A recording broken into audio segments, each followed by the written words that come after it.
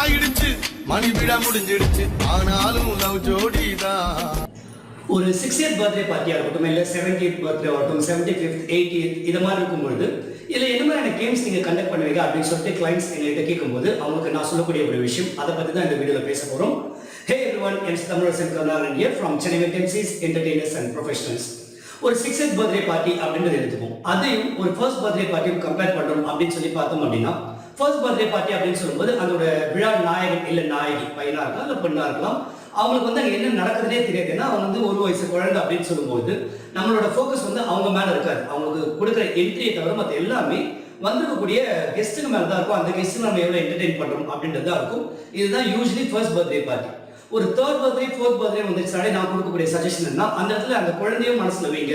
அந்த குழந்தைக்கு வந்து இப்போ நினைவு தெரியும், என்ன நடக்குதுன்றது தெரியும். ஸோ அந்த வகையில் ஃபர்ஸ்ட் பர்த்டேவை தாண்டி வேறு எந்த பர்த்டே பண்ணாலும், குறிப்பாக 60th 75th 80th இது மாதிரி பண்ணும்போது நம்ம வந்து வரக்கூடிய கெஸ்ட் முக்கியம். அதை தாண்டி அந்த யார் அந்த விழா நாயகன் நாயகி, இப்போ 60th பர்த்டே பார்ட்டி கொண்டாடக்கூடிய நபர் இருக்காருன்னா இங்கே இருக்கவங்க எல்லாரோட ஆல்மோஸ்ட் அவர் வந்து மூத்தவராக இருப்பார். அவருடைய ஆசை எல்லாருக்கும் தேவை, அவருடைய அனுபவங்கள் ஷேர் பண்ண தேவை. ஸோ அந்த வகையில் பார்த்தீங்கன்னா இது மாதிரியான பர்த்டே பார்ட்டியில் மோர் தன் தி கேம்ஸ் நாங்கள் ஃபோக்கஸ் பண்ணுறது என்னன்னா அங்கே நிறைய இன்ட்ராக்ஷன் இருக்கணும் அப்படின்னு சொல்லுவோம். ஸோ அந்த ஈவெண்ட் வந்து ஒரு 3 நாளாக பிரிக்கலாம். பேசிக்கலி இப்போ நீங்கள் எதிர்பார்க்குற மாதிரி கேம்ஸ், அஃப்கோர்ஸ் எப்பவுமே குழந்தைகள் இருக்காங்கன்னா அவங்க சில கேம்ஸ் பண்ணலாம், கப்பிள்ஸுக்கான பண்ணலாம், லேடிஸ் ஜென்ட்ஸ்க்கு அது ஒரு சின்ன ஒரு கோட்டா, ஒரு சின்ன ஒரு செக்மெண்ட் கேம்ஸ்க்கு வைக்கலாம்.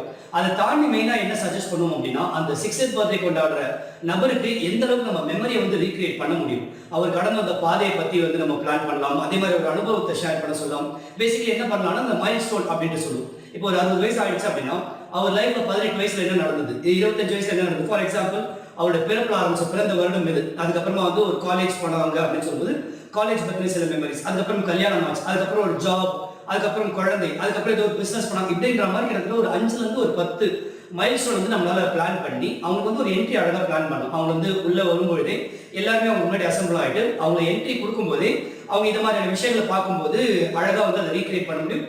இதுக்கு நிறைய ஐடியாஸ் இருக்கு. இது மேபி நீங்கள் ஓனா ஐடியாஸ் பிளான் பண்ணலாம், இல்லை ப்ரொஃபஷனல் ஈவென்ட் மேனேஜர்ஸை கான்டாக்ட் பண்ணுங்க, அவங்க வந்து உங்களுக்கு சஜஸ்ட் பண்ணுவாங்க என்னென்ன பண்ணலாம் அப்படின்னு சொல்லிட்டு. பேசிக்கலி அவங்க அந்த மெமரி ரீக்ரியேட் பண்ணுறதுக்கு இந்த மாதிரி ஒரு மைல்ஸ்டோன் ரிலேட்டடான விஷயங்கள் பிளான் பண்ணலாம். அதே மாதிரி அவங்களுடைய ஃபோட்டோஸ் அண்ட் வீடியோஸ் கலெக்ட் பண்ணி அதை ஸ்க்ரீன் பண்ணி அது மூலமாக சில மெமரிஸ் வந்து ரீக்ரியேட் பண்ணலாம். அவங்கள நிறைய பேச வைக்கலாம். அவங்க வந்து ஹஸ்பண்ட் ஒய்ஃப் 2 பேருமே இருக்கிறாங்க அப்படின்னா அவங்களுடைய சக்ஸஸ்ஃபுல் மேரேஜ் லைஃப் பற்றி பேச சொல்லலாம். அவங்களுக்குள்ள எப்படி எப்படி விட்டு கொடுத்துக்கிறாங்க, என்ன மாதிரி பிரச்சனைகள் வரும், அதை எப்படி சால்வ் பண்ணுறாங்க, இந்த ஜென்ரேஷனுக்கு என்ன சஜஷன் அப்படின்றத பற்றி அவங்ககிட்ட பேசலாம்.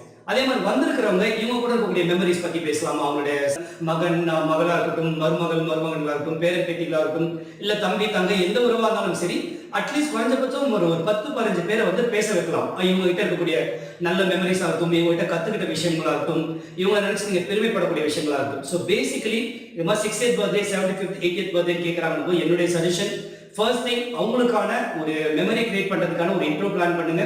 அதுக்கப்புறமா வந்து அவங்கள நிறைய பேச வைங்க. அதே மாதிரி வந்து வந்திருக்கக்கூடிய கெஸ்ட்டுங்களை பேச வைங்க.